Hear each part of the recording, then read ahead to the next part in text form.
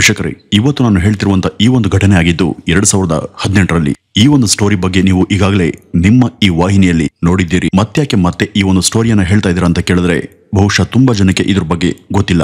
ಈ ಒಂದು ಕೇಸಲ್ಲಿ ಇನ್ವಾಲ್ವ್ ಆದಂತ ಮುಖ್ಯ ಆರೋಪಿಗೆ ಮರಣದಂಡನೆ ಶಿಕ್ಷೆ ಲಭ್ಯ ಆಗಿದೆ. ಇನ್ನುಳಿದಂತ 6 ಜನಕ್ಕೆ ಜೀವಾವಧಿ ಶಿಕ್ಷೆ ಲಭ್ಯ ಆಗಿದೆ. ಈ ಒಂದು ಕೇಸಲ್ಲಿ ಸಾಯಿಸೋದಕ್ಕೆ ಸುಪಾರಿಯನ್ನ ಕೊಟ್ಟವರು ತಾವೇ ಆತ್ಮಹತ್ಯೆ ಮಾಡಿಕೊಂಡು ಪ್ರಾಣ ಕಳ್ಕೊಂಡ್ರು. ಇನ್ನು ಸಾಯಿಸಿದಂತ ವ್ಯಕ್ತಿಗೆ ಈಗ ಮರಣದಂಡನೆ ಶಿಕ್ಷೆ ಲಭ್ಯ ಆಗಿದೆ. ಅಷ್ಟಕ್ಕೂ ಈ ರೀತಿ ಸುಪಾರಿಯನ್ನ ಕೊಟ್ಟಿದ್ದು ಬೇರೆ ಯಾರು ಅಲ್ಲ, ಅದು ಅವರ ಸ್ವಂತ ಮಾವ. ವೀಕ್ಷಕರೇ, 2018ರಲ್ಲಿ ಇಡೀ ತೆಲಂಗಾಣವನ್ನೇ ಬೆಚ್ಚಿ ಬೀಳುತ್ತಂತ ಈ ಒಂದು ಕೇಸಲ್ಲಿ ನಿಜಕ್ಕೂ ಆಗಿದ್ದಾದ್ರೂ ಏನು? ತನ್ನ ಸ್ವಂತ ಅಳಿಯನನ್ನೇ ಮಾವ ಯಾಕೆ ಸುಪಾರಿ ಕೊಟ್ಟು ಕೊಲ್ಸಿದ್ರು? ಇಷ್ಟಕ್ಕೂ ಆಗಿದ್ದೇನು? ಬನ್ನಿ ವೀಕ್ಷಕರೇ, ಈ ಮುಂದೆ ಅದನ್ನ ತಿಳಿತಾ ಹೋಗೋಣ. ವೀಕ್ಷಕರೇ, ಸಾಮಾನ್ಯವಾಗಿ ತೆಲಂಗಾಣ ಪ್ರಶಾಂತತೆಯಿಂದ ಕೂಡಿರುವಂತಹ ಸ್ಥಳ. ಇಲ್ಲಿ ಹೆಚ್ಚು ಹಿಂಸೆ ಕ್ರೌರ್ಯಗಳು ನಡೆಯಲ್ಲ. ಆದ್ರೆ ಅವತ್ತು ನಡೆದಂತ ಆ ಒಂದು ಘಟನೆಯಿಂದ ಇಲ್ಲಿಯ ಜನತೆ ಬೆಚ್ಚಿ ಬಿದ್ದಿದ್ರು. ಅವತ್ತು ಎಂದಿನಂತೆ ಆ ಸಿಟಿಯಲ್ಲಿ ಜನ ಅವರವರ ಕೆಲಸ ಕಾರ್ಯಗಳಲ್ಲಿ ಬ್ಯುಸಿ ಇದ್ರು. ಹೀಗಿದ್ದಾಗ 22 ವರ್ಷದ ಆ ಯುವತಿಯೊಬ್ಳು ಅಲ್ಲಿಗೆ ಬಂದಿದ್ಲು. ಆಕೆಗೆ ಹೊಸದಾಗಿ ಮದುವೆ ಕೂಡ ಆಗಿತ್ತಲ್ಲದೆ ಆಕೆ ಕನ್ಸಿ ಕೂಡ ಆಗಿದ್ಲು. ಅವತ್ತು ತನ್ನ ಪತಿಯ ಜೊತೆ ಆಕೆ ತನ್ನ ರೆಗ್ಯುಲರ್ ಚೆಕ್ಅಪ್ಗೆ ಅಂತಾನೆ ಬಂದಿದ್ರು. ಆಸ್ಪತ್ರೆಯ ಕೆಲಸವನ್ನ ಮುಗಿಸ್ಕೊಂಡು ಮನೆ ಕಡೆ ಅವರಿಬ್ಬರು ನಡೆದು ಹೋಗ್ತಿದ್ದಾಗ ಹಿಂದಿನಿಂದ ಬಂದಂತ ವ್ಯಕ್ತಿಯೊಬ್ಬ ಆಕೆಯ ಪತಿಗೆ ತನ್ನ ಬಳಿ ಇದ್ದಂತ ಕೊಡಲಿಯಿಂದ ಹಲ್ಲೆಯನ್ನ ಮಾಡಿದ್ದ. ಇಲ್ಲಿ ಆ ಯುವತಿ, ಆಕೆಯ ತಾಯಿ ಹಾಗೂ ಯುವತಿಯ ಪತಿ ಮೂವರು ಕೂಡ ಒಟ್ಟಿಗೆ ನಡೆದು ಹೋಗ್ತಿದ್ರು. ಇವ್ರಿಗೋಸ್ಕರ ಇನ್ನುಳಿದಂತ 3 ವ್ಯಕ್ತಿಗಳು ಆಸ್ಪತ್ರೆ ಸುತ್ತ ಕಾಯ್ತಿದ್ರು. ವೀಕ್ಷಕರೇ, ಈ ದಾರುಣ ಪ್ರಕರಣದ ಮುಖ್ಯ ವ್ಯಕ್ತಿ ಹೆಸರು ಅಮೃತ ವರ್ಷಿಣಿ. ಈಕೆ ತೆಲಂಗಾಣದ ಸಿರಿವಂತ ಕುಟುಂಬವೊಂದರಲ್ಲಿ ಜನಿಸಿದಂತ ಸ್ಫುರದ್ರೂಪಿ ಯುವತಿ. ಈಕೆ ನೋಡೋದಕ್ಕೆ ಸುಂದರವಾಗಿ ಇದ್ದುದಷ್ಟೇ ಅಲ್ಲದೆ ಓದ್ನಲ್ಲೂ ಕೂಡ ಪ್ರತಿಭಾವಂತೆ ಆಗಿದ್ಲು. ಈಕೆಯ ತಂದೆ ಟಿ ಮಾರುತಿರಾವ್ ಅಲ್ಲಿ ತಾವೊಬ್ಬ ದೊಡ್ಡ ಬಿಲ್ಡರ್ ಆಗಿದ್ರು. ಅಪಾರ ಶ್ರೀಮಂತರಾಗಿದ್ದಂತ ಅವ್ರ ಬಳಿ ಹಣ ಹಾಗೂ ಐಶ್ವರ್ಯಕ್ಕೆ ಯಾವುದೇ ಕೊರತೆ ಇರಲಿಲ್ಲ.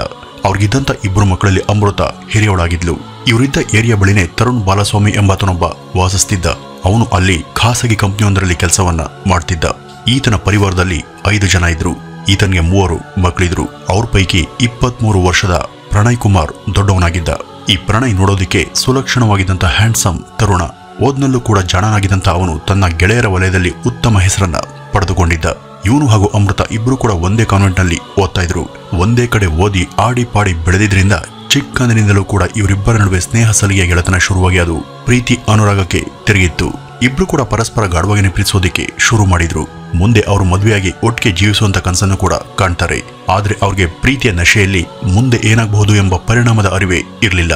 ಅಮೃತ ತಾನು ಉನ್ನತ ವರ್ಗದ ಶ್ರೀಮಂತ ಮನೆತನದ ಯುವತಿಯಾಗಿದ್ಲು. ಅದೇ ಪ್ರಣಯ್ ತಾನೊಬ್ಬ ಸಾಧಾರಣ ಮಿಡಲ್ ಕ್ಲಾಸ್ ಕುಟುಂಬದ ಯುವಕನಾಗಿದ್ದ.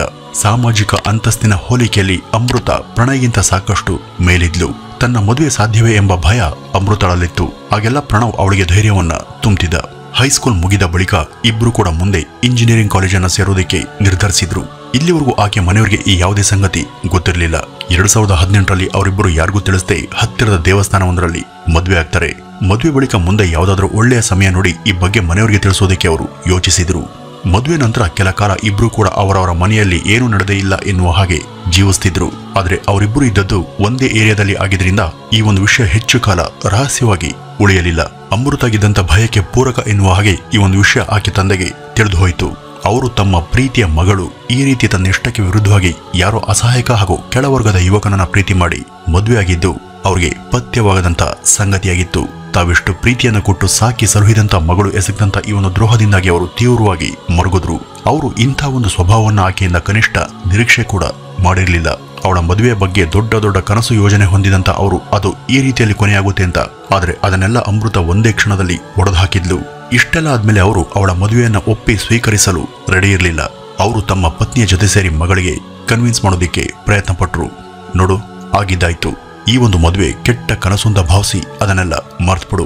ನೀನು ಸುಮ್ಮನೆ ನಿನ್ನ ಓದಿನ ಕಡೆ ಗಮನವನ್ನ ಹರಿಸು. ಮುಂದೆ ಅದ್ಧೂರಿಯಾಗಿ ಉತ್ತಮವಾದಂತ ಸಂಬಂಧವನ್ನ ಹುಡುಕಿ ನಿನಗೆ ಅನುರೂಪವಾದವನ ಜೊತೆ ನಿನ್ನ ಮದುವೆ ಮಾಡ್ತೀನಿ ಅಂತ ಹೇಳಿದ್ರು. ಆದ್ರೆ ಅಮೃತ ಅದಕ್ಕೆ ಒಪ್ಲಿಲ್ಲ. ಅವಳು ಪ್ರಣಯನ ಮನ್ಸಾರೆ ಪ್ರೀತಿಸ್ತಿದ್ಲು.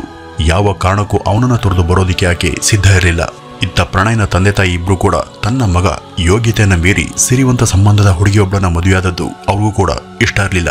ಅವರು ಕೂಡ ಅವನಿಗೆ ಅಲ್ಲಿಂದ ದೂರ ಬರುವಂತೆ ಒತ್ತಾಯವನ್ನ ಮಾಡಿದ್ರು. ಆದ್ರೆ ಪ್ರಣಯ್ ಅವರ ಮಾತಿಗೆ ಸೊಪ್ಪನ್ನ ಹಾಕ್ಲಿಲ್ಲ. ಅವರ ತಂದೆ ಬಾಲಸ್ವಾಮಿಗೆ ಈಗೇನ್ ಮಾಡೋದು ಅಂತ ಒಂದು ತೋಚಲಿಲ್ಲ. ಅಮೃತಳನ್ನ ಅವರ ಮನೆಯವರು ಕೂಡ ಹಾಕಿದ್ರು. ಆಕೆಗೆ ಹೊರ ಹೋಗೋದಿಕ್ಕೆ ಹಾಗೂ ಯಾರಾದ್ರೂ ಆಕೆಯನ್ನ ಬಂದು ನೋಡೋದಿಕ್ಕೆ ಅಲ್ಲಿ ನಿರ್ಬಂಧಿಸಲಾಗಿತ್ತು. ಇಲ್ಲಿಂದ ಹೇಗಾದ್ರೂ ತಪ್ಪಿಸ್ಕೊಂಡು ಪ್ರಣಯ್ ಬಳಿಗೆ ಹೋಗೋದಿಕ್ಕೆ ಆಕೆ ಕಾದಿದ್ಲು. ಒಂದಿನ ಆಕೆ ಅಲ್ಲಿಂದ ಹೇಗೋ ತಪ್ಪಿಸ್ಕೊಂಡು ಮನೆ ಬಿಟ್ಟು ಪ್ರಣಯ್ ಜೊತೆ ಓಡಿ ಹೋದ್ಲು. ಸ್ವಾಭಿಮಾನ, ಹಣ, ಅಂತಸ್ತಿಗೆ ಮೊದಲ ಆದ್ಯತೆ ಕೊಡ್ತಿದ್ದಂತ ಆಕೆಯ ತಂದೆಗೆ ಇದರಿಂದ ಅವಮಾನ ಆಯಿತು.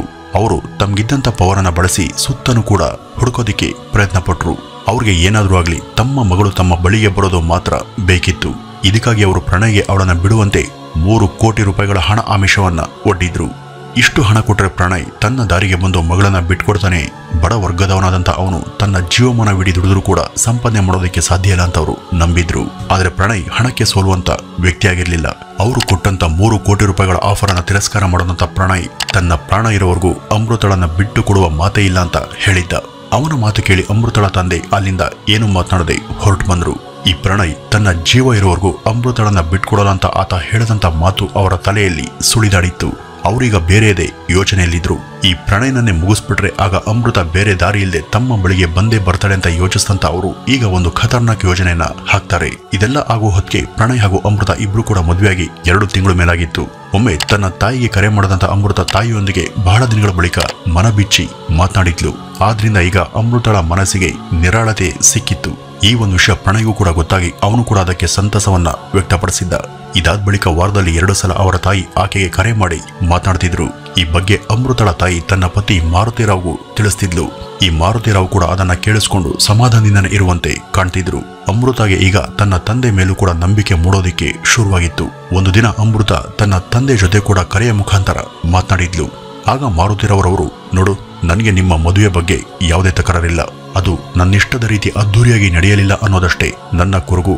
ಹೇಗೂ ಆಗಿದ್ದಾಯ್ತು. ಈಗ ನೀವಿಬ್ರು ಕೂಡ ಇಲ್ಲಿಗೆ ಬನ್ನಿ. ನಾನು ನನ್ನ ಶಕ್ತಿ ಮೀರಿ ನಿಮ್ಮ ಮದುವೆಯನ್ನ ಎಲ್ಲರ ಮುಂದೆ ಮತ್ತೊಮ್ಮೆ ವೈಭವದಿಂದ ಮಾಡಿ ಮುಗಿಸ್ತೀನಿ. ಆಗ ಜನರಿಗೆ ಇರುವಂತ ಅನುಮಾನ ಕೂಡ ದೂರ ಆಗುತ್ತೆ. ನಮಗೂ ಕೂಡ ಆ ಮನಸ್ಸಿನ ಕೊರತೆ ನೀಗುತ್ತೆ. ಆಗ ಎಲ್ಲರೂ ಕೂಡ ಒಟ್ಟಿಗೆ ಇಲ್ಲೇ ಇರಬಹುದು ಅಂತ ಕಾಳಜಿಯ ಮಾತುಗಳನ್ನ ಆಡಿದ್ರು. ಅವರ ಮಾತು ಕೂಡ ಅಮೃತಗೆ ಸರಿ ಅಂತ ತೋರುತ್ತೆ. ಆಕೆ ಅದಕ್ಕೆ ಇಲ್ಲ ಅಂದೇ ಸಮ್ಮತಿಸ್ತಾಳೆ. ಈ ಮಾರುತಿ ಇಷ್ಟೆಲ್ಲ ಹೇಳಿದ್ರು ಕೂಡ ಅವರ ಮನಸ್ಸಲ್ಲಿ ದ್ವೇಷದ ಹೊಗೆ ಆಡ್ತಾನೆ ಇತ್ತು. ಕರೆ ಕಟ್ಟಾದ ಬಳಿಕ ಇತ್ತ ಮಾರುತಿರಾವ್ ಅಬ್ದುಲ್ ಬಾರಿ ಎಂಬ ಸುಪಾರಿ ಕಿಲ್ಲರ್ಗೆ 1 ಕೋಟಿ ರೂಪಾಯಿಗಳ ಕಾಂಟ್ರಾಕ್ಟ್ ಅನ್ನ ನೀಡಿ ಈ ಪ್ರಣಯನನ್ನ ಕೊಲ್ಲೋದಕ್ಕೆ ಬುಕ್ ಮಾಡ್ತಾರೆ. ಈ ಮಾರುತಿರಾವ್ಗೆ ಸುತ್ತಮುತ್ತ ಸಾಮಾಜಿಕ ಹಾಗೂ ಬಿಸ್ನೆಸ್ ನಲ್ಲಿ ಮಾತ್ರವಲ್ಲದೆ ರಾಜಕೀಯ ಹಾಗೂ ಭೂಗತದಲ್ಲೂ ಕೂಡ ಅವರಿಗೆ ಭಾರಿ ಕಾಂಟ್ಯಾಕ್ಟ್ಗಳಿದ್ವು. ಇಂಥ ಮಾರುತಿ ತಮ್ಮ ಮಗಳಿಗಾಗಿ ಯಾವ ಕೆಲಸ ಮಾಡೋದಕ್ಕೂ ಹಿಂಜರಿತಿರ್ಲಿಲ್ಲ. ಅವರು ಯಾವ ನಿರ್ಧಾರವನ್ನು ತಾವೊಬ್ಬರೇ ತೆಗೆದುಕೊಳ್ತಿರ್ಲಿಲ್ಲ.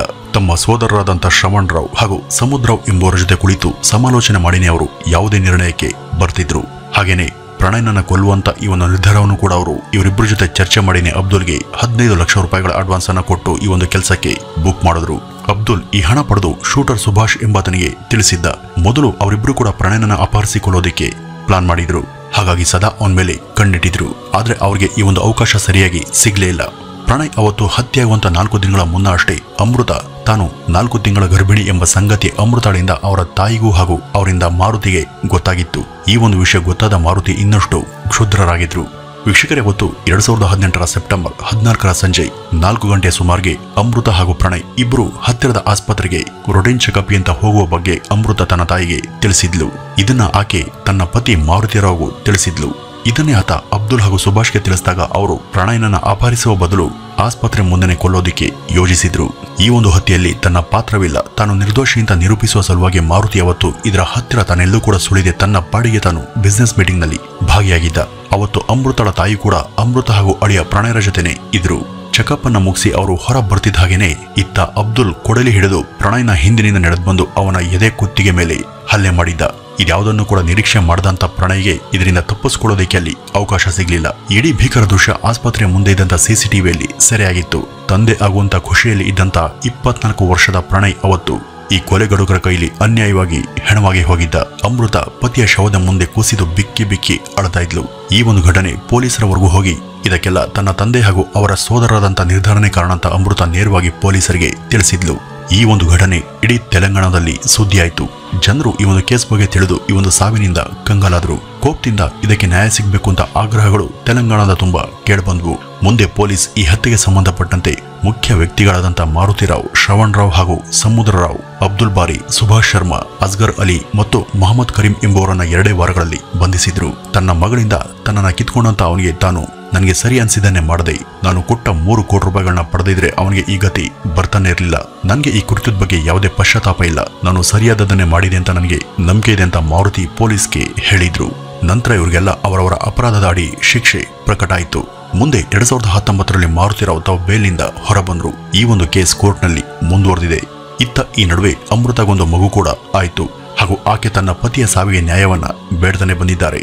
ಆದರೆ ನಂತರ 2019ರಲ್ಲಿ ಇಷ್ಟೆಲ್ಲ ರಾದಂತಕ್ಕೆ ಕಾರಣ ಆಗಿದಂತ ಮಾರುತಿರಾವ್ ತಾವು ಒಂದು ರೂಮಲ್ಲಿ ವಿಷವನ್ನ ಸೇವಿಸಿ ಆತ್ಮಹತ್ಯೆಗೆ ಶರಣಾಗ್ತಾರೆ. ಆದ್ರೆ ಈಗ ಇಷ್ಟು ವರ್ಷಗಳ ನಂತರ ಆ ಆರೋಪಿಗಳಿಗೆ ಕೋರ್ಟ್ ಶಿಕ್ಷೆ ತೀರ್ಪನ್ನ ಪ್ರಕಟಿಸಿದೆ. ಅದರಲ್ಲಿ ಒಬ್ಬ ಮುಖ್ಯ ಆರೋಪಿ ಅಂದ್ರೆ ಸುಭಾಷ್ಗೆ ಮರಣದಂಡನೆ ಆದರೆ ಇನ್ನುಳಿದಂತ 6 ಜನ ಆರೋಪಿಗಳಿಗೆ ಜೀವಾವಧಿ ಶಿಕ್ಷೆ ಪ್ರಕಟ ಆಗಿದೆ. ವೀಕ್ಷಕರೇ, ಇಲ್ಲಿ ನಿಜಕ್ಕೂ ಯಾರದು ತಪ್ಪು ಅಂತ ಹೇಳ್ತೀರಾ? ಯಾಕೆಂದ್ರೆ ಆ ಪ್ರಣವ್ ಕೊಲೆಯಾದಾಗ ಆತನ ವಯಸ್ಸು ಕೇವಲ 21ರಿಂದ 22 ವರ್ಷ ಅಷ್ಟೇನೆ. ಇಷ್ಟು ಚಿಕ್ಕ ವಯಸ್ಸಿಗೆ ಮದುವೆ ಬೇಕಾಗಿರ್ಲಿಲ್ಲ. ಇದಾದ ನಂತರ ಅವರ ಮಾವ ಮಾರುತಿರಾವ್ ತೆಗೆದುಕೊಂಡಂತ ನಿರ್ಧಾರ ಕೂಡ ತಪ್ಪೇನೆ. ಅವರು ಇದನ್ನ ಬೇರೆ ರೀತಿ ಹ್ಯಾಂಡಲ್ ಮಾಡಬಹುದಿತ್ತು. ಆದ್ರೆ ಆಸ್ತಿ, ಅಂತಸ್ತು, ಪ್ರತಿಷ್ಠೆ ಅನ್ನೋದು ಇಲ್ಲಿ ಅಡ್ಡ ಬಂದು ಇಷ್ಟೆಲ್ಲ ಕೆಲಸವನ್ನ ಮಾಡಿಸಿ ಮರ್ಯಾದಾ ಹತ್ಯೆ ನಡೆದು ಹೋಯಿತು. ವೀಕ್ಷಕರೇ, ಇದಿಷ್ಟು ಈ ಒಂದು ಘಟನೆಯಲ್ಲಿ ಆದಂತ ಎಲ್ಲ ಮುಖ್ಯ ಮಾಹಿತಿಗಳು. ಇನ್ನು ಇದ್ರ ಬಗ್ಗೆ ನಿಮ್ಮ ಅನಿಸಿಕೆ ಏನು ಅಂತ ಕಮೆಂಟ್ ನ ಮೂಲಕ ತಿಳಿಸಿ ಅಂತ ಹೇಳ್ತಾ ಈ ಒಂದು ವಿಡಿಯೋವನ್ನ ಇಲ್ಲಿಗೆ ಮುಗಿಸೋಣ. ನಮಸ್ಕಾರ.